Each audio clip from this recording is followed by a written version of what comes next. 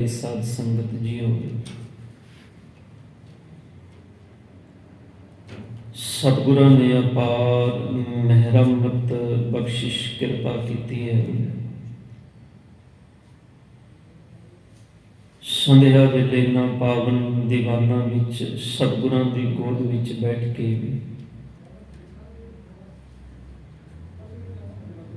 संसारिक ਦਿੱਤੇ ਹੋਏ ਉਸ परमात्मा ਵੱਲੋਂ ਇਹਨਾਂ ਸਵਾਸਾਂ ਨੂੰ, ਇਸ ਸਮੇਂ ਨੂੰ ਬਾਣੀ ਸੁਣ ਕੇ, ਪੜ੍ਹ ਕੇ, ਵਿਚਾਰ ਕੇ ਆਪ ਸਫਲ ਕਰ ਰਹੇ ਹੋ।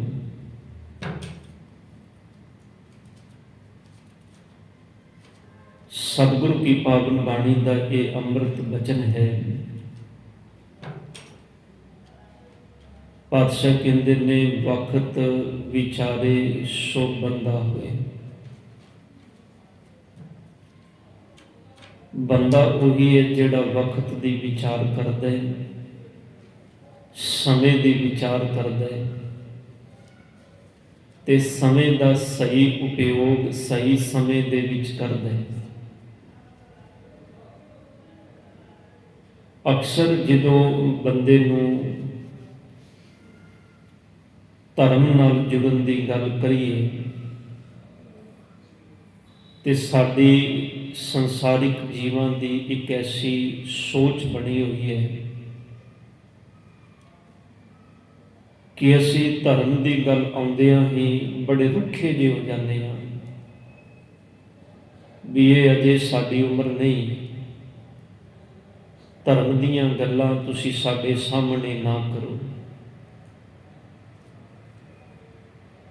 जबकि जे तुसी थोड़ा जिहा पिछे जाके वेखो अपने पिछोकड़ विच ये जिहड़े स्कूल कॉलेज ने ये ते 18वीं सदी दे विच अंग्रेज़ां दे आउण तो बाद बनतर विच आए। उन्होंने स्कूल कॉलेज बनाए,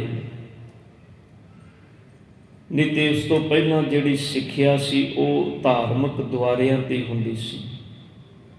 जिवें अज भी तुसीं उसे तर्ज ते मुसलमानां दे मदरसे वेख सकदे हो, जिथे धर्म की तालीम भी दी जाती है ते संसार की तालीम भी दी जाती है। तालीम का मतलब होंदा सिक्ख्या, एजुकेशन। उस समय के अंदर हर धर्म के अपने अपने धार्मिक द्वारे जिहड़े ने वो सिक्ख्या केंद्र हुंदे सन, जिन्हां नूं हिंदू धर्म विच गुरुकुल आख्या जांदा सी। इसे तरह जिहड़े गुरु घर नाल गुरु नानक साहिब पातशाह जी की सोच नाल जुड़े हुए सन, धर्मशाला आख्या जांदा सी। इहदा मतलब सी भी सानू बचपन तो ही ये सिक्ख्या दी जाती सी भी तू धर्म कमाना है, और बड़े प्रैक्टिकल रूप में धर्म दीयां गल्लां हुंदियां सन। उस समय विच सिर्फ पढ़ाया नहीं सी जांदा, धर्म सिखाया जांदा सी। यही कारण सी अज साडे जीवन दे विचों धर्म जिहड़ा है वो एक सिर्फ संसारिक एक लकीर जी बन के रह गई है, जिन्हों पहलों साडे मापे कुटते रहे ने, हुण असीं कुट रहे हैं ते आने वाले समय में साडे बच्चे भी उस जगह ते चलते रहेंगे। इनू संसार दे सियाणे सज्जन कहते ने एक भेड़ चाल जी बन गई है, जिवें भेड़ां दी बड़ी लंबी कतार होवे ना, एक भेड़ दे अगे जिहड़ी सब तो अगे है एक डंडा कर दिओ, थोड़ी जी ऊंचाई ते छलांग मार के लंघदी है। हुण डंडा पासे कर लो, डंडा अगे करन की जरूरत नहीं, पिछलियां अपने आप ही छलांगा मारनगियां। उन्होंने अखां बंद कीतियां होंदियां ने, वो अपने अगे चलण वाले ते फेत करके चलदियां ने। ते सतगुरु गुरु ग्रंथ साहिब पातशाह जी ने इसे करके सानू सबनां नूं एक सोझी दिती है कि बंदिया वक्त की संभाल कर, वक्त लंघ जाएगा तो फिर तेरे हाथ में कुछ आएगा नहीं, फिर तेरे हाथ में सिर्फ एक पछतावा होएगा भी मैं ये गल्लां पहलों क्यों नहीं सीखियां, मैं पहलों क्यों नहीं जानिया। ਜੇ ਸਾਨੂੰ ਸੱਚ ਵਿੱਚ, ਕਿਉਂਕਿ ਜਿਹੜਾ ਧਰਮ ਦਾ ਕਨਸੈਪਟ ਹੈ ਨਾ ਸਤ ਸੰਗਤ, ਇਹ ਅਸਲ ਵਿੱਚ ਮਨੁੱਖ ਨੂੰ ਜੀਵਨ ਜਿਉਣਾ ਸਿਖਾਉਂਦਾ ਹੈ। ਇੱਕ ਜੀਵਨ ਸਾਡਾ ਸੰਸਾਰਿਕ ਹੈ। ਅੱਜ ਜਿਹੜੇ ਬਾਬਾ ਫਰੀਦ ਸਾਹਿਬ ਜੀ ਨੇ ਬਚਨ ਕੀਤੇ ਨੇ, ਮੈਂ ਬਚਨ ਪੜ੍ਹੇ ਜ਼ਰੂਰ ਨੇ, ਪਰ ਮੇਰੇ ਮਨ 'ਚ ਤਾਂਘ ਸੀ ਵੀ ਆਪਾਂ ਜਿਹੜਾ ਕੱਲ੍ਹ ਦਾ ਦਿਨ ਲੰਘਿਆ 40 ਮੁਕਤਿਆਂ ਦਾ ਦਿਨ, ਬੜਾ ਵਡਮੁੱਲਾ ਦਿਨ ਸੀ ਕੱਲ੍ਹ ਦਾ, ਪਰ ਅਸੀਂ ਕੱਲ੍ਹ ਦੇ ਦਿਨ ਵਿੱਚ ਉਹ ਗੱਲਾਂ ਨਹੀਂ ਕਰ ਸਕੇ ਉਹਨਾਂ ਦੀਆਂ। ਇਹ ਜਿਹੜੇ ਇਤਿਹਾਸਿਕ ਦਿਨ ਹੁੰਦੇ ਨੇ ਨਾ ਸਾਧ ਸੰਗਤ ਜੀ, ਇਹ ਸਾਡੇ ਜੀਵਨ ਵਿੱਚ ਬੜੀ ਡੂੰਘੀ ਔਰ ਬੜੀ ਅਹਿਮੀਅਤ ਰੱਖਦੇ ਨੇ। ਇਹਨਾਂ ਦਿਨਾਂ ਤੋਂ ਅਸੀਂ ਆਪਣੇ ਜੀਵਨ ਦੇ ਵਿੱਚ ਇੱਕ ਪ੍ਰੇਰਨਾ ਲੈਣੀ ਹੁੰਦੀ ਹੈ, ਇੱਕ ਸਮਝ ਲੈਣੀ ਹੁੰਦੀ ਹੈ। ਤੁਸੀਂ ਜੇ ਆਪਣਾ ਹਿਸਟਰੀ ਨੂੰ ਛੱਡ ਦਿਓਗੇ, ਇਤਿਹਾਸ ਨੂੰ ਛੱਡ ਦਿਓਗੇ, ਤੇ ਧਿਆਨ ਦੇਣਾ ਫਿਰ ਤੁਹਾਡੇ ਕੋਲ ਅੱਗੇ ਕੁਝ ਵੀ ਨਹੀਂ ਹੋਏਗਾ ਸੇਧ ਲੈਣ ਲਈ। ਇਤਿਹਾਸ ਸੇਧ ਹੁੰਦੀ ਹੈ ਸਾਡੇ ਜੀਵਨ ਦੀ। ਤੇ ਇਹਨਾਂ 40 ਮੁਕਤਿਆਂ ਦੀ ਗੱਲ ਜਦੋਂ ਹੁੰਦੀ, ਅਸੀਂ ਅਰਦਾਸ ਵਿੱਚ ਰੋਜ਼ ਪੜ੍ਹਦੇ ਹਾਂ ਇਹ ਪਾਵਨ ਬਚਨ, ਜਿੱਥੇ ਸਾਹਿਬਜ਼ਾਦਿਆਂ ਦਾ ਜ਼ਿਕਰ ਆਉਂਦਾ ਹੈ, ਜਿੱਥੇ 50 ਪਿਆਰਿਆਂ ਦਾ ਜ਼ਿਕਰ ਆਉਂਦਾ ਹੈ, ਉੱਥੇ 40 ਮੁਕਤਿਆਂ ਦਾ ਜ਼ਿਕਰ ਵੀ ਆਉਂਦਾ ਹੈ। 5 ਪਿਆਰੇ, 4 ਸਾਹਿਬਜ਼ਾਦੇ ਤੇ 40 ਮੁਕਤੇ। ਮੈਂ ਥੋੜ੍ਹਾ ਜਿਹਾ ਇਸ ਇਤਿਹਾਸ ਦੀ ਗੱਲ ਛਿੜ ਕੇ ਆਪਾਂ ਇਸ ਸ਼ਲੋਕ ਦੀ ਵਿਚਾਰ ਕਰਾਂਗੇ ਜੋ ਬਾਬਾ ਕਬੀਰ ਫਰੀਦ ਸਾਹਿਬ ਜੀ ਨੇ ਸਾਨੂੰ ਅੱਜ ਦੇ ਸ਼ਲੋਕ ਵਿੱਚ ਉਪਦੇਸ਼ ਦਿੱਤਾ ਹੈ। ਜਦੋਂ ਧੰਨ ਗੁਰੂ ਗੋਬਿੰਦ ਸਿੰਘ ਪਾਤਸ਼ਾਹ ਜੀ ਦੀਨੇ ਦੀ ਧਰਤੀ ਤੇ ਸਨ, ਇਹ ਇੱਕ ਲੰਮਾ ਸਫ਼ਰ ਸੀ ਸਤਿਗੁਰਾਂ ਦਾ, ਜੋ ਤੁਸੀਂ ਪਿਛਲੇ ਦਿਨਾਂ ਵਿੱਚੋਂ, ਹਾਲਾਂਕਿ ਬੜਾ ਚੰਗਾ ਹੋਵੇ ਜੇ ਅਸੀਂ ਉਹਨਾਂ ਦਿਨਾਂ ਨੂੰ ਨਾਲੋਂ ਨਾਲ ਇਤਿਹਾਸ ਵਿੱਚੋਂ ਸਮਝਦੇ ਜਾਈਏ। ਜਿਵੇਂ 6 ਪੋਹ, 7 ਪੋਹ, 8 ਪੋਹ, 9 ਪੋਹ, 10 ਪੋਹ ਦੀ ਰਾਤ, 11 ਪੋਹ ਦੀ ਰਾਤ, 12, 13 ਨੂੰ ਛੋਟੇ ਸਾਹਿਬਜ਼ਾਦਿਆਂ ਦੀ ਸ਼ਹਾਦਤ, ਫਿਰ ਗੁਰੂ ਗੋਬਿੰਦ ਸਿੰਘ ਸਾਹਿਬ ਜੀ ਦਾ ਅੱਗੇ ਜਾਣਾ ਮਾਛੀਵਾੜੇ ਦੇ ਜੰਗਲਾਂ ਵਿੱਚੋਂ, ਮਾਛੀਵਾੜੇ ਦੇ ਜੰਗਲਾਂ ਤੋਂ ਚਲਦਿਆਂ ਦੀਨੇ ਕਾਂਗੜ ਪਹੁੰਚਣਾ, ਦੀਨੇ ਕਾਂਗੜ ਜਾ ਕੇ ਸਤਿਗੁਰਾਂ ਨੇ ਫਿਰ ਜ਼ਫਰਨਾਮਾ ਜਿਹੜਾ ਔਰੰਗਜ਼ੇਬ ਨੂੰ ਲਿਖਿਆ ਸੀ, ਜਿੱਤ ਦੀ ਚਿੱਠੀ। ਉਸ ਜ਼ਫਰਨਾਮੇ ਦੇ ਅੰਦਰ ਜਦੋਂ ਸਤਿਗੁਰ ਨੇ ਉਹ ਸਾਰੇ ਹਾਲਾਤ ਬਿਆਨ ਕੀਤੇ ਵੀ ਔਰੰਗਜ਼ੇਬ ਤੇਰੀ ਮਨਸ਼ਾ ਕੀ ਸੀ ਤੇ ਮੇਰੀ ਮਨਸ਼ਾ ਕੀ ਹੈ। ਤੂੰ ਕਹਿੰਦਾ ਵੀ ਮੈਂ ਹੱਥ ਵਿੱਚ ਤਲਵਾਰ ਕਿਉਂ ਚੁੱਕੀ ਹੈ? ਮੈਂ ਤਲਵਾਰ ਇਸ ਕਰਕੇ ਨਹੀਂ ਚੁੱਕੀ ਵੀ ਤਲਵਾਰ ਮੇਰਾ ਸ਼ੌਂਕ ਹੈ, ਇਹ ਸ਼ਸਤਰ ਮੇਰਾ ਸ਼ੌਂਕ ਹੈ। ਇਹ ਸ਼ਸਤਰ ਮੈਨੂੰ ਤਾਂ ਚੁੱਕਣਾ ਪਿਆ ਕਿਉਂਕਿ ਜਦੋਂ ਕਿਸੇ ਬੰਦੇ ਕੋਲੋਂ ਕੋਈ ਵਸੀਲਾ ਨਾ ਰਹਿ ਜਾਏ ਤੇ ਫਿਰ ਉਹਦੇ ਹੱਥ ਵਿੱਚ ਉਹਨੂੰ ਇਹ ਕਰਮ, ਹੱਥ ਵਿੱਚ ਤਲਵਾਰ, ਇਹ ਸ਼ਮਸ਼ੀਰ ਫੜਨੀ ਪੈਂਦੀ ਹੈ। ਚੁਕਾਰ ਅਜ਼ਹਾਮਾ ਹਿਲਤੇ ਦਰਗੁਜਸਤ, ਹਲਾਲ ਅਸਬੁਰਦਨ ਬਾ ਸ਼ਮਸ਼ੀਰ ਦਸਤ। ਤੇ ਧੰਨ ਗੁਰੂ ਗੋਬਿੰਦ ਸਿੰਘ ਪਾਤਸ਼ਾਹ ਜੀ ਦੇ ਪਾਵਨ ਬਚਨ ਸਨ। ਜਦੋਂ ਭਾਈ ਦਇਆ ਸਿੰਘ ਜੀ ਦੀਨੇ ਕਾਂਗੜ ਤੋਂ ਉਹ ਜ਼ਫਰਨਾਮਾ ਲੈ ਕੇ ਔਰੰਗਜ਼ੇਬ ਕੋਲੋਂ ਗਏ, ਔਰੰਗਜ਼ੇਬ ਨੇ ਉਹ ਜ਼ਫਰਨਾਮਾ ਪੜ੍ਹਿਆ। ਉਹ ਸਾਰੀ ਲਿਖਤ ਫਾਰਸੀ ਦੇ ਅੰਦਰ ਸੀ। ਹੁਣ ਜ਼ਫਰਨਾਮਾ ਜਿਵੇਂ ਔਰੰਗਜ਼ੇਬ ਪੜ੍ਹਦਾ, ਔਰੰਗਜ਼ੇਬ ਦੇ ਪੈਰਾਂ ਦੇ ਥੱਲੇ ਜ਼ਮੀਨ ਨਿਕਲ ਜਾਂਦੀ ਹੈ, ਕਿਉਂਕਿ ਗੁਰੂ ਗੋਬਿੰਦ ਸਿੰਘ ਪਾਤਸ਼ਾਹ ਜੀ ਨੇ ਉਹਦੇ ਸਾਹਮਣੇ ਸੱਚ ਰੱਖਿਆ ਸੀ, ਸ਼ੀਸ਼ਾ ਦਿਖਾ ਦਿੱਤਾ ਉਹਨੂੰ ਵੀ ਤੇਰਾ ਜੀਵਨ ਕੀ ਹੈ, ਤੂੰ ਆਪਣੇ ਆਪ ਨੂੰ ਬੜਾ ਧਰਮੀ ਕਿਨ ਹੈ। ਨਾ ਜ਼ੇਬਤ ਤੁਰਾ ਨਾਮੇ ਔਰੰਗਜ਼ੇਬ ਕੇ ਔਰੰਗਜ਼ੇਬਾ ਨਿਆਇਬ ਫਰੇਬ, ਤੂੰ ਆਪਣੇ ਆਪ ਨੂੰ ਬੜਾ ਧਰਮੀ ਕਹਿੰਦਾ ਵੀ ਮੇਰੇ ਵਰਗਾ ਧਰਮੀ ਕੋਈ ਨਹੀਂ, ਮੈਂ ਤੇ ਤਖਤ ਦੀ ਲਾਜ ਹਾਂ, ਇਹ ਤਖਤ ਦੀ ਸ਼ੋਭਾ ਹਾਂ ਮੈਂ। ਪਰ ਪਾਤਸ਼ਾਹ ਜੀ ਨੇ ਕਿਹਾ ਵੀ ਨਹੀਂ ਔਰੰਗਜ਼ੇਬ, ਤੇਰੇ ਵਰਗਾ ਤੇ ਫਰੇਬੀ ਕੋਈ ਨਹੀਂ, ਕਿਉਂਕਿ ਤੂੰ ਤੇ ਧਰਮ ਦੀ, ਜਿਸ ਕੁਰਾਨ ਨੂੰ ਤੂੰ ਪੜ੍ਹਦਾ ਤੂੰ ਤੇ ਉਸ ਕੁਰਾਨ ਦੀ ਸਹੁੰ ਖਾ ਕੇ ਤੇ ਮੁਕਰ ਗਿਆ, ਤੇਰੇ ਵਰਗਾ ਤੇ ਫਰੇਬੀ ਕੋਈ ਨਹੀਂ ਦੁਨੀਆ ਤੇ, ਕਿਹੜੇ ਧਰਮ ਦੀ ਗੱਲ ਕਰਨਾ। ਧੰਨ ਗੁਰੂ ਗੋਬਿੰਦ ਸਿੰਘ ਪਾਤਸ਼ਾਹ ਜੀ ਨੇ ਐਸੇ ਸ਼ਬਦ ਲਿਖੇ ਜ਼ਫਰਨਾਮੇ ਦੇ ਅੰਦਰ। ਔਰੰਗਜ਼ੇਬ ਜਿਵੇਂ ਜ਼ਫਰਨਾਮਾ ਪੜ੍ਹਦਾ ਗਿਆ, ਉਹਦਾ ਅੰਦਰ ਇੰਨਾ, ਜਿਹਨੂੰ ਕਹਿੰਦੇ ਨੇ ਇੱਕ ਬੰਦਾ, ਜਿਵੇਂ ਅਸੀਂ ਕਹਿ ਦਿੰਦੇ ਹਾਂ ਵੀ ਸੰਸਾਰਿਕ ਕੋਈ ਐਸੀ ਬੰਦੇ ਦੇ ਉੱਤੇ ਪੀੜਾ ਆ ਜਾਏ ਜਾਂ ਕੋਈ ਐਸਾ ਸਟ੍ਰੈਸ ਆ ਜਾਏ ਉਹਦੇ ਮਾਈਂਡ ਤੇ, ਅਸੀਂ ਕਹਿੰਦੇ ਹਾਂ ਵੀ ਹੁਣ ਇਹ ਬੰਦਾ ਜਿਹੜਾ ਨਾ ਵੀ ਇਹ ਹੁਣ ਵਾਪਸ ਨਹੀਂ ਆ ਸਕਦਾ, ਇਹ ਜਿਹੜੀ ਚਿੰਤਾ ਇਹਦੇ ਅੰਦਰ ਘਰ ਕਰ ਗਈ ਹੈ ਨਾ, ਇਹ ਹੁਣ ਇਹਨੂੰ ਖਾ ਜਾਏਗੀ। ਬਸ ਔਰੰਗਜ਼ੇਬ ਜਿਵੇਂ ਜ਼ਫਰਨਾਮਾ ਪੜ੍ਹਦਾ ਗਿਆ, ਉਹਦੇ ਸਾਰੇ ਕੀਤੇ ਹੋਏ ਕਰਮ ਜਿਹੜੇ ਨੇ ਉਹਦੀ ਅੱਖਾਂ ਦੇ ਸਾਹਮਣੇ ਆ ਗਏ। ਤੇ ਫਿਰ ਉਹਨੇ ਇਤਿਹਾਸੇ ਵੀ ਲਿਖਦਾ ਹੈ, ਮਕਾਲਫ ਨੇ ਵੀ ਇਸ ਦਾ ਜ਼ਿਕਰ ਕੀਤਾ ਹੈ, ਪ੍ਰਿੰਸੀਪਲ ਸਤਬੀਰ ਸਿੰਘ ਜੀ ਨੇ ਵੀ ਜ਼ਿਕਰ ਕੀਤਾ ਹੈ, ਔਰ ਇਤਿਹਾਸਕਾਰਾਂ ਨੇ ਵੀ ਫਿਰ ਔਰੰਗਜ਼ੇਬ ਨੇ ਤੋਂ ਇੱਕ ਗੁਰੂ ਗੋਬਿੰਦ ਸਿੰਘ ਪਾਤਸ਼ਾਹ ਜੀ ਨੂੰ ਇੱਕ ਚਿੱਠੀ ਲਿਖੀ ਸੀ, ਜਿਸ ਨੂੰ ਉਹਨੇ ਕਿਹਾ ਸੀ, ਇਹ ਗੁਰੂ ਗੋਬਿੰਦ ਸਿੰਘ ਪਾਤਸ਼ਾਹ ਜੀ ਲਿਖਦੇ ਨੇ ਜਿੱਤ ਦੀ ਚਿੱਠੀ ਜ਼ਫਰਨਾਮਾ। ਤੇ ਉਹਨੇ ਜਿਹੜੀ ਚਿੱਠੀ ਲਿਖੀ ਸੀ ਉਹ ਸੀ ਸ਼ਿਕਸਤਨਾਮਾ, ਜਿਹੜਾ ਔਰੰਗਜ਼ੇਬ ਨੇ ਲਿਖਿਆ ਸੀ। ਉਹਦੇ ਅੰਦਰ ਉਹਨੇ ਜ਼ਿਕਰ ਕੀਤਾ ਵੀ ਹਾਂ ਮੈਂ ਕੀਤਾ ਬਹੁਤ ਕੁਝ ਹੈ, ਪਰ ਮੇਰੇ ਵਰਗਾ ਤੇ ਸੰਸਾਰ ਤੇ ਜ਼ੁਲਮੀ ਕੋਈ ਨਹੀਂ। ਔਰ ਉਸ ਸ਼ਿਕਸਤਨਾਮੇ ਦੇ ਅੰਦਰ ਇੱਥੋਂ ਤੱਕ ਉਹਨੇ ਲਿਖਿਆ ਸੀ ਵੀ ਮੈਂ ਇੰਨੇ ਪਾਪ ਕੀਤੇ ਨੇ, ਜਿਸ ਦਿਨ ਮੈਂ ਮਰਾਂ, ਜਿੱਥੇ ਮੇਰੀ ਕਬਰ ਬਣੇ, ਮੇਰੀ ਕਬਰ ਦੇ ਉੱਤੇ ਕੋਈ ਰੁੱਖ ਵੀ ਨਾ ਲਾਏ, ਕਿਉਂਕਿ ਮੈਨੂੰ ਹੱਕ ਨਹੀਂ ਮਰਨ ਤੋਂ ਬਾਅਦ ਵੀ ਮੈਂ ਕਿਸੇ ਰੁੱਖ ਦੀ ਛਾਂ ਲੈ ਸਕਾਂ। ਇਹ ਉਹਦਾ ਅੰਦਰ ਸੀ ਜਿਹੜਾ ਉਹਨੇ ਬਿਆਨ ਕੀਤਾ ਉਸ ਸ਼ਿਕਸਤਨਾਮੇ ਦੇ, ਉਸ ਚਿੱਠੀ ਦੇ ਅੰਦਰ। ਉਹਨੇ ਇੱਛਾ ਜ਼ਾਹਰ ਕੀਤੀ ਵੀ ਧੰਨ ਗੁਰੂ ਗੋਬਿੰਦ ਸਿੰਘ ਜੀ ਮੈਂ ਤੁਹਾਨੂੰ ਮਿਲਣਾ ਚਾਹੁੰਦਾ। ਧੰਨ ਗੁਰੂ ਗੋਬਿੰਦ ਸਿੰਘ ਪਾਤਸ਼ਾਹ ਜੀ ਨੇ ਜਦੋਂ ਭਾਈ ਦਇਆ ਸਿੰਘ ਜੀ ਵਾਪਸ ਆਏ, ਇਹ ਔਰੰਗਜ਼ੇਬ ਦੀ ਦਿੱਤੀ ਹੋਈ ਚਿੱਠੀ ਸਤਿਗੁਰਾਂ ਨੇ ਪੜ੍ਹੀ। ਉਹਦੇ ਅੰਦਰ ਮਿਲਣ ਦੇ ਲਈ ਸਤਿਗੁਰੂ ਪਾਤਸ਼ਾਹ ਜੀ ਨੇ ਫਿਰ ਚਿੱਠੀ ਭੇਜੀ ਵੀ ਅਸੀਂ ਮਿਲਾਂਗੇ ਜਦੋਂ ਦੱਖਣ ਦੀ ਧਰਤੀ ਵੱਲ ਜਾਵਾਂਗੇ। ਜਦੋਂ ਸਤਿਗੁਰੂ ਜੀ ਇੱਧਰ ਗਏ, ਬਾਅਦ ਵਿੱਚ ਜਦੋਂ ਦਾਤਾਰ ਪਿਤਾ ਜੀ ਜਿੱਥੇ ਜੋਤੀ ਜੋਤ ਸਮਾਏ ਨਾਂਦੇੜ ਵੱਲ, ਉਸ ਵੇਲੇ ਸਤਿਗੁਰਾਂ ਦੀ ਮੁਲਾਕਾਤ ਹੋਣੀ ਸੀ ਔਰੰਗਜ਼ੇਬ ਨਾਲ, ਪਰ ਉਸ ਤੋਂ ਪਹਿਲਾਂ ਔਰੰਗਜ਼ੇਬ ਉਹਦੀ ਮੌਤ ਹੋ ਗਈ। ਧੰਨ ਗੁਰੂ ਕਲਗੀਧਰ ਪਾਤਸ਼ਾਹ ਜੀ ਦੀਨੇ ਕਾਂਗੜ ਤੋਂ ਚਿੱਠੀਆਂ ਲਿਖਦੇ ਨੇ, ਜਿਹੜੇ ਸਤਿਗੁਰੂ ਦੇ ਪਿਆਰੇ ਗੁਰਸਿੱਖ ਨੇ ਚਾਰੇ ਪਾਸੇ। ਇੱਥੇ ਸਤਿਗੁਰੂ ਪਾਤਸ਼ਾਹ ਜੀ ਨੇ, ਜੇ ਧੰਨ ਗੁਰੂ ਕਲਗੀਧਰ ਪਾਤਸ਼ਾਹ ਜੀ ਸਤਿਗੁਰਾਂ ਨੇ ਦੀਨੇ ਦੀ ਧਰਤੀ ਤੋਂ ਹੀ ਪਾਵਨ ਸ਼੍ਰੀ ਗੁਰੂ ਗ੍ਰੰਥ ਸਾਹਿਬ ਪਾਤਸ਼ਾਹ ਜੀ ਦੀ ਦੁਬਾਰਾ ਸੰਪਾਦਨਾ ਕਰਾਈ ਸੀ। ਇੱਥੋਂ ਸਤਿਗੁਰੂ ਜੀ ਚਿੱਠੀਆਂ ਲਿਖਦੇ ਨੇ ਵੀ ਸਾਰੇ ਸਿੱਖਾਂ ਨੂੰ ਵੀ ਸਾਡਾ ਹੁਕਮ ਹੈ ਵੀ ਹੁਣ ਆਪਾਂ ਕਾਂਗੜ ਦੇਸ਼, ਕਾਂਗੜ ਦੀ ਜਿਹੜੀ ਧਰਤੀ ਹੈ, ਕਾਂਗੜ ਦੇਸ਼ ਕਰਕੇ ਹੁਕਮਨਾਮੇ ਵਿੱਚ ਹੈ ਵੀ ਆਪਾਂ ਉੱਥੇ ਮਿਲਾਂਗੇ। ਇੱਥੋਂ ਸਤਿਗੁਰੂ ਜੀ ਚੱਲੇ ਨੇ, ਕੋਟਕਪੂਰੇ ਪਹੁੰਚੇ। ਕੋਟਕਪੂਰੇ ਦਾ ਜਿਹੜਾ ਕਪੂਰਾ ਸੀ, ਭਾਈ ਕਪੂਰਾ, ਇਹ ਧੰਨ ਗੁਰੂ ਕਲਗੀਧਰ ਪਾਤਸ਼ਾਹ ਜੀ ਤੇ ਬੜਾ ਫੇਥ, ਵਿਸ਼ਵਾਸ ਤੇ ਭਰੋਸਾ ਰੱਖਣ ਵਾਲਾ ਸਿੱਖ ਸੀ।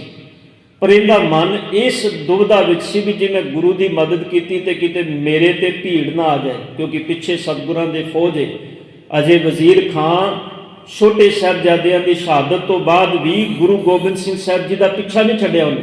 ਅਜੇ ਵੀ ਵਜ਼ੀਰ ਖਾਂ ਦੀਆਂ ਫੌਜਾਂ ਗੁਰੂ ਗੋਬਿੰਦ ਸਿੰਘ ਪਾਤਸ਼ਾਹ ਜੀ ਦੇ ਪਿੱਛੇ ਨੇ, ਪਰ ਉਹਨਾਂ ਦੇ ਕਿਉਂਕਿ ਹਾਲਾਤ ਐਸੇ ਸਨ ਵੀ ਇਹ ਜਿਹੜਾ ਇਲਾਕਾ ਪੈ ਜਾਂਦਾ ਸੀ, ਜਿਹੜਾ ਦੀਨੇ ਕਾਂਗੜ ਦਾ ਇਲਾਕਾ ਹੈ, ਇਹ ਇਹਨਾਂ ਦੀਆਂ ਫੌਜਾਂ ਉੱਧਰ ਜਾ ਨਹੀਂ ਸੀ ਸਕਦੀਆਂ। ਜਿਹੜੇ ਉਸ ਸਮੇਂ ਦੇ ਪਰਗਣੇ ਸਨ, ਵੰਡੇ ਹੋਏ ਸਨ, ਇਸ ਕਰਕੇ ਗੁਰੂ ਗੋਬਿੰਦ ਸਿੰਘ ਪਾਤਸ਼ਾਹ ਜੀ ਨੂੰ ਹੱਥ ਨਹੀਂ ਪਾ ਸਕੇ। ਇਹੀ ਕਾਰਨ ਸੀ ਸਤਿਗੁਰਾਂ ਨੂੰ ਬੜਾ ਲੰਮਾ ਸਮਾਂ ਦਮਦਮਾ ਸਾਹਿਬ ਦੀ ਧਰਤੀ ਤੇ ਵੀ ਰੁਕਣਾ ਪਿਆ। ਇੱਥੇ ਸਿੱਖਾਂ ਨੇ ਬਚਨ ਵੀ ਕੀਤੇ ਵੀ ਸਤਿਗੁਰੂ ਜੀ ਤੁਸੀਂ ਅਜੇ ਇੱਥੇ ਰੁਕ ਜਾਓ, ਅੱਗੇ ਨਾ ਜਾਓ, ਪਰ ਸਤਿਗੁਰ ਨੇ ਆਖਿਆ ਵੀ ਨਹੀਂ, ਹੁਣ ਜਾਣ ਦਾ ਸਮਾਂ ਹੈ। ਜੇ ਰੁਕੇ ਰਹੇ ਤੇ ਕਿਦੋਂ ਤੱਕ?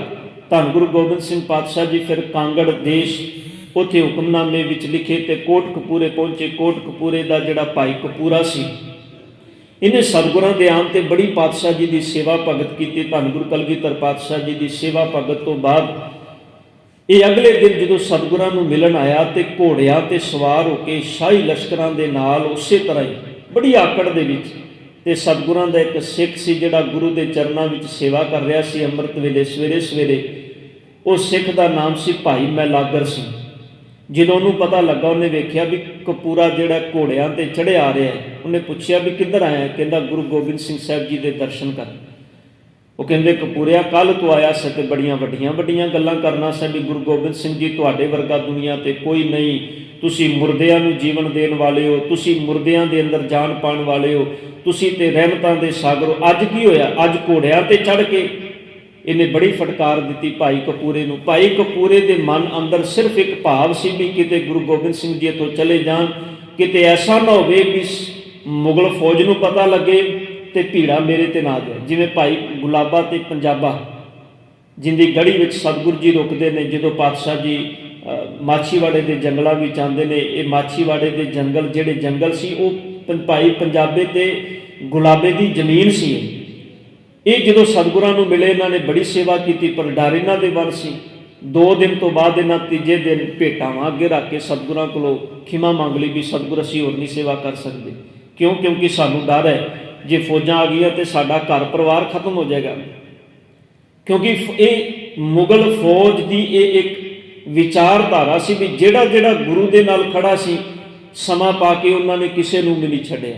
ਅਸੀਂ ਛੋਟੇ ਸਾਹਿਬਜ਼ਾਦਿਆਂ ਨੂੰ ਦੁੱਧ ਪਿਲਾਉਣ ਵਾਲੇ ਉਸ ਗੁਰਸਿੱਖ ਉਸ ਪਿਆਰੇ ਦੀ ਗੱਲ ਕਰਨੇ ਆ, ਔਰ ਜਿਹਨੂੰ ਆਪ ਵੀ ਤੇ ਉਹਦੇ ਪਰਿਵਾਰ ਨੂੰ ਵੀ ਕੋਹਲੂ ਦੇ ਵਿੱਚ ਪੀੜ ਕੇ ਖਤਮ ਕਰ ਦਿੱਤਾ ਗਿਆ ਸੀ। ਸਤਿਗੁਰ ਪਾਤਸ਼ਾਹ ਜੀ ਦੇ ਚਰਨਾਂ ਵਿੱਚ ਭਾਈ ਕੋਟ ਕਪੂਰੇ ਨੇ ਜਦੋਂ ਗੱਲ ਆਖੀ, ਸਤਿਗੁਰ ਜੀ ਫਿਰ ਇਸ ਤੋਂ ਅੱਗੇ ਜੈਤੋ ਦੀ ਜੂਹ ਵਿੱਚ ਜਾਂਦੇ ਨੇ। ਜਿੱਥੇ ਜੈਤੋ ਦਾ ਗੁਰਦੁਆਰਾ ਹੈ, ਜਿੱਥੇ ਜੈਤੋ ਦਾ ਮੋਰਚਾ ਵੀ ਲੱਗਾ ਸੀ, ਇੱਥੇ ਜੂਹ ਵਿੱਚ ਗਿਆ ਸਤਿਗੁਰ ਪਾਤਸ਼ਾਹ ਜੀ ਨੂੰ ਫਿਰ ਕੁਝ ਜਿਹੜੇ ਮਾਝੇ ਇਲਾਕੇ ਦੇ ਜਿਹੜੇ ਵੱਡੇ ਜਰਨੈਲ ਨੇ ਉਹ ਆ ਕੇ ਮਿਲਦੇ ਨੇ। ਇੱਥੇ ਸਤਿਗੁਰ ਪਾਤਸ਼ਾਹ ਧੰਨ ਗੁਰੂ ਕਲਗੀਧਰ ਪਾਤਸ਼ਾਹ ਜੀ ਨੂੰ ਇਹ ਪਤਾ ਲੱਗਾ ਸੀ ਵੀ ਜਿਹੜੇ ਸਿੱਖ ਸਾਨੂੰ ਬੇਦਾਵਾ ਲਿਖ ਕੇ ਦੇ ਕੇ ਗਏ ਸਨ, ਜਿਨ੍ਹਾਂ ਮੁਕਤਿਆਂ ਦਾ ਆਪਾਂ ਜ਼ਿਕਰ ਕਰ ਰਹੇ ਹਾਂ, ਕਿਉਂਕਿ ਇਹ ਜਦੋਂ ਆਨੰਦਪੁਰ ਸਾਹਿਬ ਦੀ ਆਖਰੀ ਜੰਗ ਹੋਈ ਸੀ, ਉਸ ਜੰਗ ਦੇ ਅੰਦਰ ਜਦੋਂ ਅੰਦਰ ਖਾਣ ਪੀਣ ਹਰ ਚੀਜ਼ ਦੀ ਕਿੱਲਤ ਆ ਗਈ, ਤੇ ਇਹਨਾਂ ਕੁਝ ਸਿੱਖਾਂ ਨੇ ਗੁਰੂ ਗੋਬਿੰਦ ਸਿੰਘ ਸਾਹਿਬ ਜੀ ਨੂੰ ਆਖਿਆ ਸੀ ਵੀ ਸਤਿਗੁਰ ਅਸੀਂ ਹੁਣ ਇੱਥੇ ਨਹੀਂ ਰਹਿ ਸਕਦੇ, ਕਿਰਪਾ ਕਰੋ ਸਾਨੂੰ ਜਾਣ ਦੀ ਆਗਿਆ ਦਿਓ। ਕੌਣ ਇੱਥੇ ਰਹੇਗਾ? ਇੱਥੇ ਰਵਾਂਗੇ ਤੇ ਮਰ ਜਾਵਾਂਗੇ, ਬਾਹਰ ਨਿਕਲਾਂਗੇ ਤੇ ਕਿਉਂਕਿ ਮੁਗਲ ਫੌਜ ਨੇ ਰਸਤੇ ਖੋਲ੍ਹੇ ਹੋਏ ਸਨ ਵੀ ਜਿਹੜਾ ਜਾਣਾ ਚਾਹੁੰਦਾ ਚਲਾ ਜਾਏ। ਪਰ ਉਹਨਾਂ ਦੀ ਮਨਸ਼ਾ ਇੱਕੋ ਹੀ ਸੀ ਵੀ ਜੇ ਗੁਰੂ ਕਲਗੀਧਰ ਪਾਤਸ਼ਾਹ ਜੀ ਅਨੰਦਪੁਰ ਸਾਹਿਬ ਦਾ ਕਿਲ੍ਹਾ ਖਾਲੀ ਕਰ ਦੇਣਗੇ ਤੇ ਜਦੋਂ ਕਿਲ੍ਹਾ ਖਾਲੀ ਹੋਏਗਾ ਕਿਲ੍ਹਾ ਵੀ ਸਾਡਾ ਹੋ ਜਾਏਗਾ ਤੇ ਪਿੱਛੋਂ ਫੌਜਾਂ ਚੜ੍ਹਾ ਕੇ ਗੁਰੂ ਗੋਬਿੰਦ ਸਿੰਘ ਜੀ ਨੂੰ ਵੀ ਖਤਮ ਕਰ ਦਿਆਂਗੇ।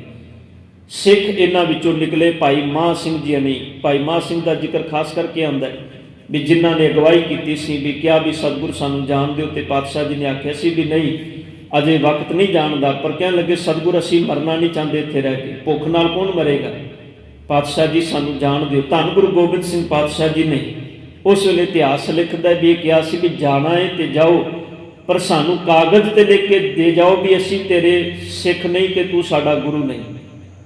ਪਰ ਧਿਆਨ ਦੇਣਾ, ਧੰਨ ਗੁਰੂ ਗੋਬਿੰਦ ਸਿੰਘ ਪਾਤਸ਼ਾਹ ਜੀ ਨੇ ਇੱਕ ਬਚਨ ਕਿਹਾ ਸੀ ਜਦੋਂ ਉਹਨਾਂ ਲਿਖ ਕੇ ਦਿੱਤਾ ਵੀ ਦੇਖ ਮਾਂ ਸਿੰਘ, ਜੇ ਕਦੀ ਮੈਂ ਤੇਰੇ ਘਰ ਦੇ ਦਰਵਾਜ਼ੇ ਦੇ ਬਾਹਰ ਆ ਕੇ ਖੜਾ ਹੋ ਜਾਵਾਂ, ਬੇਸ਼ੱਕ ਤੂੰ ਆਪਣੇ ਘਰ ਦਾ ਦਰਵਾਜ਼ਾ ਨਾ ਖੋਲੀ, ਪਰ ਜੇ ਤੂੰ ਮੈਨੂੰ ਅੱਜ ਬੇਦਾਵਾ ਲਿਖ ਕੇ ਦੇ ਕੇ ਜਾ ਰਿਹਾ ਤੇ ਗੱਲ ਚੇਤੇ ਰੱਖੀ, ਮੇਰੇ ਘਰ ਦੇ ਦਰਵਾਜ਼ੇ ਸਦਾ ਤੇਰੇ ਲਈ ਖੁੱਲੇ ਹੋਏ ਨੇ। ਧਿਆਨ ਦੇਣਾ, ਗੁਰੂ ਸਤਿਗੁਰ ਦੀ ਜਦੋਂ ਬਾਣੀ ਪੜ੍ਹਦੇ ਆ ਨਾ ਤੇ ਪਾਤਸ਼ਾਹ ਜੀ ਨੇ ਬੜੇ ਐਸੇ ਬਚਨ ਸਾਡੇ ਸਾਹਮਣੇ ਰੱਖੇ ਨੇ ਜਿੱਥੇ ਆਖਿਆ ਵੀ ਉਹ ਮਾਲਕ ਬੜਾ ਬਖਸ਼ੰਦ ਹੈ। ਆਪ ਗੁਰੂ ਗੋਬਿੰਦ ਸਿੰਘ ਪਾਤਸ਼ਾਹ ਜੀ ਦੀ ਬਾਣੀ ਪੜ੍ਹੋ। ਧੰਨ ਗੁਰੂ ਗੋਬਿੰਦ ਸਿੰਘ ਪਾਤਸ਼ਾਹ ਜੀ ਆਪਣੇ ਸਵਈਆਂ ਵਿੱਚ ਜ਼ਿਕਰ ਕਰਦੇ ਨੇ। ਪਾਤਸ਼ਾਹ ਕਹਿੰਦੇ ਨੇ ਦੀਨ ਦਿਆਲ ਦਇਆਨਿਧ ਦੋਖਨ ਦੇਖਤ ਹੈ ਪਰ ਦੇਤ ਨਾ ਹਾਰੇ। ਸਾਹਿਬ ਕਹਿੰਦੇ ਨੇ ਉਹ ਇੰਨਾ ਦਿਆਲੂ ਹੈ, ਉਹ ਦੁੱਖ ਵੇਖਦਾ ਵੀ ਇਹ ਸਾਡੇ ਵੀ ਇਹ ਬੰਦਾ ਕਿੰਨਾ ਰੱਬ ਤੋਂ ਟੁੱਟਿਆ ਹੋਇਆ, ਕਿੰਨੇ ਅਵਗੁਣ ਕਮਾਉਣ ਵਾਲਾ, ਪਰ ਪਾਤਸ਼ਾਹ ਕਹਿੰਦੇ ਨੇ ਫਿਰ ਵੀ ਦਾਤਾਂ ਦੇਣ ਲੱਗਿਆ ਦੇਰੀ ਨਹੀਂ ਕਰਦਾ, ਹਾਰਦਾ ਨਹੀਂ।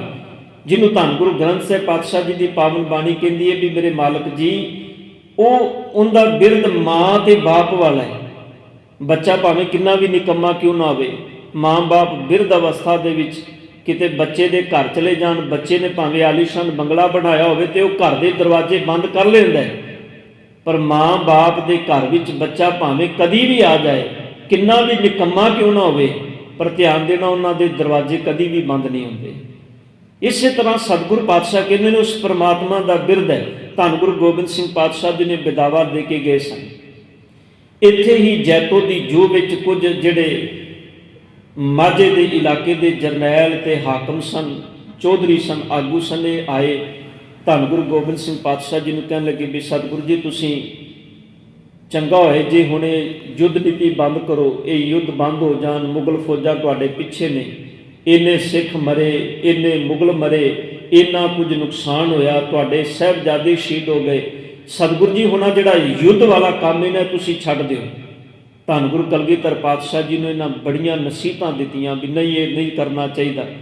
ਪਾਤਸ਼ਾਹ ਜੀ ਅਸੀਂ ਤੁਹਾਡੀ ਸੁਲ੍ਹਾ ਕਰਾ ਦਿੰਦੇ ਹਾਂ ਮੁਗਲ ਫੌਜਾਂ ਦੇ ਨਾਲ, ਵੀ ਤੁਸੀਂ ਅੱਗੇ ਜਾਵਾਂਗੇ ਆਗੂ ਹੋ ਕੇ, ਅਸੀਂ ਜਾਵਾਂਗੇ ਤੁਹਾਡੀ ਸੁਲ੍ਹਾ ਕਰਾ ਦਿੰਦੇ ਹਾਂ। ਤੇ ਧੰਨ ਗੁਰੂ ਗੋਬਿੰਦ ਸਿੰਘ ਪਾਤਸ਼ਾਹ ਜੀ ਨੇ ਉੱਥੇ ਬਚਨ ਕਹੇ ਸਨ ਵੀ ਜਿਸ ਦਿਨ ਧੰਨ ਗੁਰੂ ਅਰਜਨ ਦੇਵ ਪਾਤਸ਼ਾਹ ਜੀ ਨੂੰ ਤੱਤੀ ਤਵੀ ਤੇ ਬਿਠਾਇਆ ਸੀ, ਦੱਸੋ ਗੁਰੂ ਤੇ ਅਰਜਨ ਦੇਵ ਪਾਤਸ਼ਾਹ ਜੀ ਨੇ ਕੀ ਕੀਤਾ ਸੀ? ਉਦੋਂ ਤੁਸੀਂ ਕਿਉਂ ਨਹੀਂ ਉਹਨਾਂ ਮੁਗਲ ਫੌਜਾਂ ਨੂੰ, ਮੁਗਲ ਹਾਕਮਾਂ ਨੂੰ ਸਲਾਹ ਦੇਣ ਗਏ? ਜਿੱਦਣ ਗੁਰੂ ਤੇਗ ਬਹਾਦਰ ਸਾਹਿਬ ਜੀ ਦਾ ਸੀਸ ਵੱਖ ਕੀਤਾ ਗਿਆ ਸੀ, ਉਦੋਂ ਤੁਸੀਂ ਸਲਾਹਾਂ ਦੇਣ ਕਿਉਂ ਨਹੀਂ ਗਏ? ਜਿੱਦਣ ਮੇਰੇ ਛੋਟੇ ਛੋਟੇ ਬੱਚਿਆਂ ਨੂੰ ਕੋਹ ਕੇ ਸ਼ਹੀਦ ਕੀਤਾ ਗਿਆ ਸੀ ਸਰਹੰਦ ਦੇ ਅੰਦਰ, ਉਦੋਂ ਤੁਹਾਡੀਆਂ ਸਲਾਹਾਂ ਕਿੱਥੇ ਸੀ? ਅੱਜ ਤੁਸੀਂ ਮੈਨੂੰ ਸਲਾਹਾਂ ਦੇਣ ਆਏ ਹੋ। ਧੰਨ ਗੁਰੂ ਗੋਬਿੰਦ ਸਿੰਘ ਪਾਤਸ਼ਾਹ ਜੀ ਨੇ ਨਾ ਹਾਕਮਾਂ ਨੂੰ, ਚੌਧਰੀਆਂ ਨੂੰ ਵਾਪਸ ਮੋੜ ਦਿੱਤਾ। ਪਾਤਸ਼ਾਹ ਜੀ ਤੋਂ ਚੱਲਦਿਆਂ ਮੁਕਤਸਰ ਦੇ ਇਲਾਕੇ ਵਿੱਚ ਪਹੁੰਚੇ, ਉੱਚੀ ਟਿੱਬੀ ਤੇ। ਇਹ ਟਿੱਬੀ ਬੜੀ ਉੱਚੀ ਸੀ। ਸਾਧ ਸੰਗਤ, ਜਿਹੜੀ ਜੰਗ ਹੈ ਨਾ ਉਹ ਮੁਕਤਸਰ ਦੇ ਇਲਾਕੇ ਦੇ ਅੰਦਰ ਹੋਈ ਸੀ, ਤੇ ਅਸੀਂ ਇਹਦਾ ਜ਼ਿਕਰ ਜਦੋਂ ਵੀ ਕਰਦੇ ਹਾਂ ਖਿਦਰਾਣੇ ਦੀ ਢਾਬ ਕਿਵੇਂ, ਢਾਬ ਕਹਿੰਦੇ ਨੇ ਇੱਕ ਡੂੰਘੀ ਥਾਂ ਨੂੰ, ਢਾਬ ਹੁੰਦੀ ਇੱਕ ਡੂੰਘੀ ਥਾਂ, ਜਦੋਂ ਮੀਂਹ ਪੈਂਦੇ ਨੇ ਪੁਰਾਣੇ ਸਮੇਂ 'ਚ ਪਾਣੀ ਜਿਹੜੇ ਨੇ, ਕਿਉਂਕਿ ਇਹ ਸਾਰਾ ਇਲਾਕਾ ਜਿਹੜਾ ਮੁਕਤਸਰ ਦਾ ਇਹ ਰੇਤਲਾ ਇਲਾਕਾ ਹੈ, ਇੱਥੇ ਪਾਣੀ ਦੀ ਬੜੀ ਕਿੱਲਤ ਰਹਿੰਦੀ ਸੀ। ਇਸ ਕਾਰਨ ਜਦੋਂ ਧੰਨ ਗੁਰੂ ਗੋਬਿੰਦ ਸਿੰਘ ਪਾਤਸ਼ਾਹ ਜੀ ਨੂੰ ਪਤਾ ਲੱਗਾ ਵੀ ਫੌਜਾਂ ਨੇੜੇ ਆ ਗਈਆਂ ਨੇ, ਵੀ ਹੁਣ ਇਸ ਤੋਂ ਅੱਗੇ ਜਾਵਾਂਗੇ ਤੇ ਕਿਤੇ ਵੀ ਪੂਰਾ ਇਲਾਕਾ ਰੇਤਲਾ ਇਲਾਕਾ ਤੇ ਪਾਣੀ ਕਿਤੇ ਵੀ ਨਹੀਂ, ਤੇ ਸਤਿਗੁਰੂ ਪਾਤਸ਼ਾਹ ਜੀ ਨੇ ਇਸ ਖਿਦਰਾਣੇ ਦੀ ਢਾਬ ਤੇ ਉੱਚੀ ਟਿੱਬੀ ਤੇ ਧੰਨ ਗੁਰੂ ਗੋਬਿੰਦ ਸਿੰਘ ਪਾਤਸ਼ਾਹ ਜੀ ਆਪ ਰੁਕੇ, ਤੇ ਇਸ ਖਿਦਰਾਣੇ ਦੀ ਢਾਬ, ਪਾਣੀ ਦੀ ਢਾਬ ਤੇ ਸਤਿਗੁਰਾਂ ਨੇ ਆਪਣਾ ਕਬਜ਼ਾ ਕਰ ਲਿਆ। ਇਹ ਵੀ ਸਾਧ ਸੰਗਤ ਜੀ ਇੱਕ ਯੁੱਧ ਨੀਤੀ ਹੈ। ਦੇਖੋ ਜਦੋਂ ਮੈਦਾਨੇ ਜੰਗ ਵਿੱਚ ਯੁੱਧ ਹੁੰਦੇ ਨੇ ਤੇ ਉੱਥੇ ਬਹੁਤ ਕੁਝ ਵੇਖਿਆ ਜਾਂਦਾ ਹੈ। ਧੰਨ ਗੁਰੂ ਗੋਬਿੰਦ ਸਿੰਘ ਪਾਤਸ਼ਾਹ ਜੀ ਨੇ ਇਸ ਚੀਜ਼ ਦੀ ਪਰਖ ਕੀਤੀ, ਸਮੇਂ ਦੀ ਪਰਖ ਕੀਤੀ। ਇੱਥੇ ਹੀ ਉਹ ਸਿੱਖ ਵਾਪਸ ਆਏ ਜਿਹੜੇ ਬੇਦਾਵਾ ਦੇ ਕੇ ਗਏ ਸਨ, ਕਿਉਂਕਿ ਉਹਨਾਂ ਸਿੰਘਾਂ ਨੇ ਜਦੋਂ ਘਰ ਗਏ ਤੇ ਘਰ ਵਾਲਿਆਂ ਨੇ, ਬੱਚਿਆਂ ਨੇ, ਇਸਤਰੀਆਂ ਨੇ, ਔਰਤਾਂ ਨੇ ਜਦੋਂ ਫਿਟਕਾਰਾਂ ਦਿੱਤੀਆਂ, ਮਾਈ ਭਾਗ ਕੌਰ ਵਰਗੀਆਂ ਫਿਰ ਮੈਦਾਨੇ ਜੰਗ ਵਿੱਚ ਜੂਝਣ ਆਈਆਂ ਵੀ ਜੇ ਤੁਸੀਂ ਨਹੀਂ ਜਾਣਾ, ਤੁਸੀਂ ਇੰਨੇ ਹੀ ਮੌਤ ਤੋਂ ਡਰਦੇ ਹੋ, ਗੁਰੂ ਕਲਗੀਧਰ ਪਾਤਸ਼ਾਹ ਜੀ ਦਾ ਸਾਥ ਛੱਡ ਕੇ ਆਇਓ, ਤੁਸੀਂ ਘਰ 'ਚੋਂ ਨਿਆਣੇ ਸਾਂਭੋ, ਚੌਂਕਾ ਚੁੱਲ੍ਹਾ ਸਾਂਭੋ ਤੇ ਅਸੀਂ ਜਾਨੀਆਂ ਲੜ। ਮਾਈ ਭਾਗ ਕੌਰ ਆਪਣੇ ਨਾਲ ਬੀਬੀਆਂ ਦਾ ਦਸਤਾ ਫੌਜ ਲੈ ਕੇ ਘੋੜਿਆਂ ਤੇ ਸਵਾਰ ਹੋ ਕੇ ਖਿਦਰਾਣੇ ਦੀ ਢਾਬ ਤੇ ਆਏ ਸੀ। ਉਧਰੋਂ ਇਹ ਵੀ ਸਿੱਖ ਜਿਹੜੇ ਸਨ 40 ਜਿਹੜੇ ਸਨ ਇਹ ਵੀ ਵਾਪਸ ਆਏ। ਇੱਥੇ ਇਤਿਹਾਸ ਲਿਖਦਾ ਸਤਿਗੁਰੂ ਜੀ ਉੱਚੀ ਟਿੱਬੀ ਤੇ ਸਨ, ਜਿਸ ਟਿੱਬੀ ਦਾ ਜਿੱਥੇ ਸਤਿਗੁਰਾਂ ਦੇ ਚਰਨ ਪਏ ਸਨ ਨਾਮ ਹੈ ਗੁਰਦੁਆਰਾ ਟਿੱਬੀ ਸਾਹਿਬ। ਜਿੱਥੇ ਲੜਾਈ ਹੋਈ ਸੀ ਖਿਦਰਾਣੇ ਦੀ ਢਾਬ, ਜਿਹੜੀ ਡੂੰਘੀ ਢਾਬ ਹੈ ਜਿੱਥੇ ਇਹ ਯੁੱਧ ਹੋਇਆ, ਜਿੱਥੇ ਇਹ ਲੜਾਈ ਲੜੀ ਗਈ, ਉੱਥੇ ਸਤਿਗੁਰ ਪਾਤਸ਼ਾਹ ਜੀ ਦੇ ਪਿਆਰੇ ਸਿੱਖਾਂ ਨੇ ਚਾਰੇ ਪਾਸੇ ਝਾੜ ਸਨ। ਸਿੱਖਾਂ ਨੇ ਆਪਣੇ ਕੰਬਲ ਜਿਹੜੇ 40 ਮੁਕਤੇ ਸਨ, ਇਹਨਾਂ ਵੇਖਿਆ ਵੀ ਗੁਰੂ ਸਾਹਿਬ ਜੀ ਸਾਡੇ ਤੋਂ ਦੂਰ ਨੇ, ਇਹਨਾਂ ਨੇ ਨੀਤੀ ਬਣਾਈ ਵੀ ਆਪਾਂ ਫੌਜਾਂ ਨੂੰ ਗੁਰੂ ਸਾਹਿਬ ਤੱਕ ਨਹੀਂ ਨਾ ਜਾਣ ਦੇਣਾ, ਮਰਦਿਆਂ ਲੜਦਿਆਂ ਮਰ ਜਾਵਾਂਗੇ ਪਰ ਫੌਜਾਂ ਅੱਗੇ ਨਹੀਂ ਜਾਣ ਦੇਣੀ। ਇਹ ਖਿਦਰਾਣੇ ਦੀ ਢਾਬ ਤੇ ਹੀ ਪਹਿਲੇ ਥੱਲੇ ਇਹਨਾਂ ਨੇ ਜਿਹੜੇ ਉੱਥੇ ਝਾੜ ਸਨ ਉਹਨਾਂ ਤੇ ਆਪਣੇ ਕੰਬਲ ਪਾ ਦਿੱਤੇ, ਆਪਣੇ ਜਿਹੜੇ ਚਾਦਰੇ ਸਨ ਪਾ ਦਿੱਤੇ। ਉਹਨਾਂ ਨੂੰ ਇੰਜ ਲੱਗਾ ਫੌਜਾਂ ਨੂੰ ਵੀ ਇੱਥੇ ਸਿੱਖ ਤੰਬੂ ਲਾ ਕੇ ਬੈਠੇ ਨੇ। ਉਸ ਗੁਰਦੁਆਰੇ ਦਾ ਨਾਮ ਹੈ ਤੰਬੂ ਸਾਹਿਬ। ਉੱਥੇ ਸਿੱਖਾਂ ਨੇ ਆਪਣੇ ਟਿਕਾਣੇ ਕੀਤੇ ਤੇ ਧੰਨ ਗੁਰੂ ਕਲਗੀਧਰ ਪਾਤਸ਼ਾਹ ਜੀ ਉੱਚੀ ਢਾਬ ਤੇ ਬਹਿ ਕੇ ਆਪਣੀ ਕਮਾਨ ਵਿੱਚੋਂ ਤੀਰ ਛੱਡਦੇ ਰਹੇ। ਇੱਥੇ ਇੱਕ ਬਹੁਤ ਵੱਡੀ ਘਮਾਸਾਨ ਦੀ ਜੰਗ ਹੋਈ, ਹਜ਼ਾਰਾਂ ਦੀ ਫੌਜ ਸੀ ਮੁਗਲਾਂ ਦੀ। ਇਹ 40 ਸਿੱਖ ਸਨ, ਇਹਨਾਂ ਦੇ ਨਾਲ ਕੁਝ ਹੋਰ ਸਿੱਖ ਆ ਗਏ, ਫਿਰ ਮਾਝੇ ਤੋਂ ਜਿਹੜੇ ਆਏ ਸਨ ਜਿਹੜੇ ਨਾਲ ਰਲੇ, ਫਿਰ ਗੁਰੂ ਪਾਤਸ਼ਾਹ ਜੀ ਦੀਆਂ ਫੌਜਾਂ ਦੇ ਕੁਝ ਸਿੱਖ। ਇਹ ਲਗਾਤਾਰ ਲੜਾਈ ਚੱਲਦੀ ਰਹੀ ਤੇ ਇਹ ਸਿੱਖ ਜਿਹੜੇ 40 ਸਨ, ਇਹ 40 ਮੁਕਤੇ ਜਿਨ੍ਹਾਂ ਨੂੰ ਅਸੀਂ ਕਹਿੰਦੇ ਹਾਂ, ਇਸੇ ਜੰਗ ਵਿੱਚ ਇਹਨਾਂ ਦੀ ਸ਼ਹਾਦਤ ਹੋਈ। ਤੇ ਸ਼ਹਾਦਤ ਤੋਂ ਬਾਅਦ ਜਿਹੜੀ ਵਜ਼ੀਰ ਖਾਂ ਦੀ ਫੌਜ ਸੀ ਸਾਰਾ ਦਿਨ ਲੜਦੀ ਰਹੀ, ਕਿਉਂਕਿ ਲੜਦਿਆਂ ਲੜਦਿਆਂ ਪਿਆਸ ਲੱਗਦੀ ਏ, ਪਾਣੀ ਹੈ ਨਹੀਂ ਸੀ, ਪਾਣੀ ਤੇ ਕਬਜ਼ਾ ਗੁਰੂ ਦਾ ਸੀ। ਇਹਨੂੰ ਪਤਾ ਲੱਗਾ ਵਜ਼ੀਰ ਖਾਨ ਦੀ ਫੌਜ ਨੂੰ ਵੀ ਜੇ ਅੱਗੇ ਗਏ ਪਾਣੀ ਤੇ ਕਬਜ਼ਾ ਗੁਰੂ ਸਾਹਿਬ ਦਾ ਹੈ, ਸਾਨੂੰ ਅੱਗੇ ਜਾਵਾਂਗੇ ਤੇ ਤੀਰਾਂ ਦਾ ਸਾਹਮਣਾ ਕਰਨਾ ਪਏਗਾ ਤਾਂ ਵੀ ਮੌਤ ਹੈ, ਜੇ ਪਿੱਛੇ ਜਾਵਾਂਗੇ ਤੇ ਹੋ ਸਕਦਾ ਵੀ ਥੋੜੀ ਦੂਰ ਜਾ ਕੇ ਕਿਤੇ ਪਾਣੀ ਮਿਲ ਜਾਏ। ਇਹ ਫੌਜਾਂ ਰਾਤ ਪੈਣ ਤੋਂ ਪਹਿਲਾਂ ਹੀ ਭੱਜ ਗਈਆਂ ਸਨ। ਇੱਥੇ ਫਿਰ ਸਤਿਗੁਰੂ ਪਾਤਸ਼ਾਹ ਧੰਨ ਗੁਰੂ ਕਲਗੀਧਰ ਪਾਤਸ਼ਾਹ ਜੀ ਰਾਤ ਨੂੰ ਸਤਿਗੁਰੂ ਜੀ ਆਪ ਮਿਸਾਲ ਹੱਥ ਵਿੱਚ ਫੜ ਕੇ ਮੈਦਾਨੇ ਜੰਗ ਵਿੱਚ ਆਏ। ਇੱਥੇ ਦਾਤਾਰ ਪਿਤਾ ਜੀ ਨੇ ਜਦੋਂ ਅਗਲਾ ਦਿਨ ਚੜ੍ਹਿਆ, ਇੱਕ ਇੱਕ ਸਿੱਖ ਨੂੰ ਮੇਰੇ ਸਤਿਗੁਰੂ ਪਾਤਸ਼ਾਹ ਜੀ ਨੇ ਆਪਣੀ ਗੋਦ ਵਿੱਚ ਲੈ ਕੇ, ਜਿਹੜੇ 40 ਸਿੰਘ ਜਿਹੜੇ ਬਿਦਾਵਾ ਦੇ ਕੇ ਗਏ ਸਨ, ਇਤਿਹਾਸ ਲਿਖਦਾ ਹੈ ਭਾਈ ਮਾਹ ਸਿੰਘ ਜੀ ਦੇ ਕੋਲੋਂ ਜਦੋਂ ਪਹੁੰਚੇ ਸਨ ਸਤਿਗੁਰੂ, ਤੇ ਭਾਈ ਮਾਹ ਸਿੰਘ ਦੇ ਸਾਹ ਚੱਲਦੇ ਸਨ ਤੇ ਪਾਤਸ਼ਾਹ ਜੀ ਨੇ ਉਹਦਾ ਸਿਰ ਆਪਣੀ ਗੋਦ ਵਿੱਚ ਰੱਖ ਕੇ ਪੁੱਛਿਆ ਸੀ, ਮਾਹ ਸਿੰਘ ਮੰਗ ਕੀ ਚਾਹੁੰਦਾ ਹੈ ਤੂੰ? ਤੇ ਸਭ ਨੇ ਪਾਤਸ਼ਾਹ ਜੀ ਧੰਨ ਗੁਰੂ ਕਲਗੀਧਰ ਪਾਤਸ਼ਾਹ ਜੀ ਨੂੰ, ਭਾਈ ਮਾਹ ਸਿੰਘ ਨੇ ਆਖਿਆ ਵੀ ਸਤਿਗੁਰੂ ਉਹ ਜਿਹੜਾ ਅਸੀਂ ਤੁਹਾਨੂੰ ਬਿਦਾਵਾ ਲਿਖ ਕੇ ਦੇ ਕੇ ਆਏ ਸਾਂ, ਮੇਰੇ ਸਤਿਗੁਰੂ ਜੀ ਕਿਰਪਾ ਕਰੋ ਉਸ ਬਿਦਾਵੇ ਨੂੰ ਪਾੜ ਦਿਓ, ਟੁੱਟੀ ਗੰਢ ਲਓ। ਗੁਰਦੁਆਰੇ ਦਾ ਨਾਮ ਹੈ ਉੱਥੇ ਟੁੱਟੀ ਗੰਢੀ। ਉਹ ਸਤਿਗੁਰ ਸਾਡੀ ਟੁੱਟੀ ਗੰਢ ਲਓ। ਦਾਤਾਰ ਪਿਤਾ ਜੀ ਨੇ ਵੇਖੋ ਟੁੱਟੀ ਚੀਜ਼ ਨੂੰ ਗੰਢਣਾ ਹੋਵੇ ਨਾ ਤੇ ਉਹਨੂੰ ਤਰੋਪਾ ਲਾਉਣਾ ਪੈਂਦਾ, ਕੱਪੜਾ ਫਟ ਜਾਏਗਾ, ਉਹਨੂੰ ਤੁਸੀਂ ਸੂਈ ਨਾਲ ਤਰੋਪਾ ਲਾਓਗੇ। ਭਾਂਡਾ ਟੁੱਟ ਜਾਏ ਤੇ ਉਹਨੂੰ ਵੀ ਲੁਹਾਰ ਕੋਲੋਂ ਲੈ ਕੇ ਜਾਓਗੇ ਤੇ ਉਹ ਵੀ ਟਾਂਕਾ ਲਾਏਗਾ। ਪਰ ਸੱਚ ਹੈ ਸਤਿਗੁਰੂ ਗੁਰੂ ਕਲਗੀਧਰ ਪਾਤਸ਼ਾਹ ਜੀ ਐਸੇ ਬਖਸ਼ਣ ਪਿਤਾ ਜਿਨ੍ਹਾਂ ਨੇ ਤਰੋਪੇ ਨਹੀਂ ਲਾਏ, ਉਹਨਾਂ ਦੇ ਕੋਲੋਂ ਜਿਹੜਾ ਉਹ ਬਿਦਾਵਾ ਸੀ ਸਤਿਗੁਰਾਂ ਦੇ ਕੋਲੋਂ। ਵੇਖੋ ਕੈਸਾ ਵਿਖੜਾ ਪੈਂਡਾ ਸਤਿਗੁਰੂ ਹੰਢਾ ਕੇ ਆਏ ਨੇ। ਜਿੱਥੇ ਚਮਕੌਰ ਦੀ ਜੰਗ ਹੋਈ, ਫਿਰ ਮਾਛੀਵਾੜੇ ਦੇ ਜੰਗਲ ਆਏ, ਫਿਰ ਸਤਿਗੁਰੂ ਜੀ ਦੀਨੇ ਦੀ ਧਰਤੀ ਤੇ ਆਏ। ਕਿੰਨੇ ਦੁੱਖੜੇ ਹੰਢਾਏ ਸਤਿਗੁਰੂ ਪਾਤਸ਼ਾਹ ਜੀ ਦੇ ਸੀਸ ਤੇ, ਕੀ ਕੁਝ ਨਹੀਂ ਹੋਇਆ। ਪਰ ਮੇਰੇ ਧੰਨ ਗੁਰੂ ਗੋਬਿੰਦ ਸਿੰਘ ਪਾਤਸ਼ਾਹ ਜੀ ਉਹ ਬੇਦਾਵਾ ਸਤਿਗੁਰਾਂ ਦੇ ਕੋਲੋਂ ਹੈ। ਉਹ ਸਤਿਗੁਰਾਂ ਨੇ ਬੇਦਾਵਾ ਕਿਤੇ ਜਾਂ, ਕਿਉਂਕਿ ਗੁਰੂ ਪਾਤਸ਼ਾਹ ਜੀ ਨੂੰ ਪਤਾ ਸੀ ਵੀ ਇਹ ਜਿਹੜੇ ਚਲੇ ਗਏ ਨੇ ਹਾਲਾਤਾਂ ਦੇ ਮਾਰੇ ਗਏ ਨੇ, ਪਰ ਸੱਚ ਇਹ ਹੈ ਇਹਨਾਂ ਦਾ ਅੰਦਰ ਇਹਨਾਂ ਨੂੰ ਘਰ ਟਿਕਣ ਨਹੀਂ ਦੇਗਾ, ਇਹ ਫਿਰ ਮੁੜ ਕੇ ਜ਼ਰੂਰ ਆਉਣਗੇ। ਸੱਚ ਹੈ ਸਿੱਖ ਕਦੀ ਵੀ ਗੁਰੂ ਤੋਂ ਮੁਨਕਰ ਹੋ ਜਾਏ, ਹਾਲਾਤਾਂ ਦਾ ਮਾਰਿਆ ਤੇ ਹੋ ਜਾਏ, ਪਰ ਸੱਚ ਉਹ ਆਤਮਾ ਕਰਕੇ ਕਦੀ ਗੁਰੂ ਤੋਂ ਦੂਰ ਨਹੀਂ ਹੁੰਦਾ। ਧੰਨ ਗੁਰੂ ਗੋਬਿੰਦ ਸਿੰਘ ਪਾਤਸ਼ਾਹ ਜੀ ਨੇ ਕਿਰਪਾ ਕੀਤੀ ਇਹਨਾਂ ਤੇ। ਉਸ ਬੇਦਾਵੇ ਨੂੰ ਭਾਈ ਮਹਾਂ ਸਿੰਘ ਦੀਆਂ ਅੱਖਾਂ ਦੇ ਸਾਹਮਣੇ ਸਤਿਗੁਰੂ ਨੇ ਟੁਕੜੇ ਟੁਕੜੇ ਕਰਕੇ ਸੜ ਦਿੱਤਾ ਔਰ ਇਹ ਆਖਿਆ ਸੀ ਕਿ ਮਹਾਂ ਸਿੰਘ ਤੂੰ ਸਾਡਾ 10-5 ਹਜ਼ਾਰੀ ਏ। ਅੱਗੇ ਸਤਿਗੁਰੂ ਜੀ ਜਿਵੇਂ ਜਿਵੇਂ ਜਾਂਦੇ ਗਏ, ਜਿਹੜਾ ਸਿੱਖ ਜਿੰਨੀ ਅੱਗੇ ਜਾ ਕੇ ਲੜਿਆ, ਸਤਿਗੁਰਾਂ ਨੇ ਉਹਨਾਂ ਨੂੰ ਉਨੇ ਵੱਡੇ ਵੱਡੇ ਖਿਤਾਬ ਦਿੱਤੇ ਔਰ ਇਹ ਖਿਤਾਬ ਬੇਸ਼ੱਕ ਸਾਡੇ ਲਈ ਜ਼ੁਬਾਨੀ ਨੇ, ਪਰ ਧੰਨ ਗੁਰੂ ਗੋਬਿੰਦ ਸਿੰਘ ਪਾਤਸ਼ਾਹ ਜੀ ਦੀ ਨਿਗਾਹ ਦੇ ਵਿੱਚ, ਕਦੀ ਸਤਿਗੁਰ ਦੀ ਨਿਗਾਹ ਵਿੱਚ ਰਾਹੀਂ ਵੇਖੀਏ ਇਹ ਕਿੰਨੇ ਵੱਡੇ ਖਿਤਾਬ ਸਨ ਉਹਨਾਂ ਸਿੱਖਾਂ ਨੂੰ ਜਿਹੜੇ ਲੜਦਿਆਂ ਸ਼ਹਾਦਤਾਂ ਪਾ ਗਏ, ਪਰ ਗੁਰੂ ਤੋਂ ਬੇਮੁਖ ਨਹੀਂ ਹੋਏ, ਮੁੜ ਗੁਰੂ ਤੋਂ ਬੇਮੁਖ ਹੋ ਕੇ ਵਾਪਸ ਨਹੀਂ ਗਏ ਵੀ ਕਿਤੇ ਇਹ ਨਾ ਹੋਏ ਇੱਥੇ ਮੌਤ ਸਾਹਮਣੇ ਆ, ਮੌਤ ਨੂੰ ਗਲੇ ਲਾਣਾ ਪੈ ਜਾਏ। ਮੌਤ ਲਾ ਲਈ ਗਲੇ, ਪਰ ਧੰਨ ਗੁਰੂ ਗੋਬਿੰਦ ਸਿੰਘ ਪਾਤਸ਼ਾਹ ਜੀ ਸਤਿਗੁਰਾਂ ਤੋਂ ਦੁਬਾਰਾ ਮੁਨਕਰ ਹੋ ਕੇ ਵਾਪਸ ਨਹੀਂ ਭੱਜੇ। ਮੇਰੇ ਸਤਿਗੁਰਾਂ ਨੇ ਕਿਰਪਾ ਕਰਕੇ ਉਹਨਾਂ ਨੂੰ ਫਿਰ ਮੁਕਤਿਆਂ ਦਾ ਖਿਤਾਬ ਦਿੱਤਾ।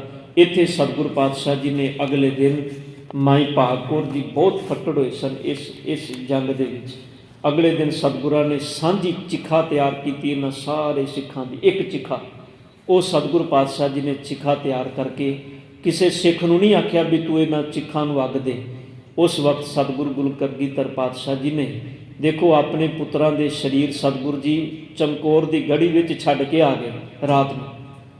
ਸਤਿਗੁਰੂ ਪਾਤਸ਼ਾਹ ਜੀ ਨੇ ਉੱਤੇ ਕੱਪੜਾ ਵੀ ਨਹੀਂ ਪਾਇਆ ਤੇ ਦੇਖੋ ਇੱਧਰ ਸਿੱਖਾਂ ਨੇ ਜਿਨ੍ਹਾਂ ਨੇ ਗੁਰੂ ਤੋਂ ਆਪਣਾ ਆਪਾ ਵਾਰਿਆ। ਐਵੇਂ ਥੋੜਾ ਕਵੀ ਅੱਲਾ ਯਾਰ ਕਹਿੰਦਾ ਹਾਸ਼ਾ किसी मुर्शद में ये असियार नहीं देखा, ये प्यार किसी पीर में जिनहार नहीं देखा।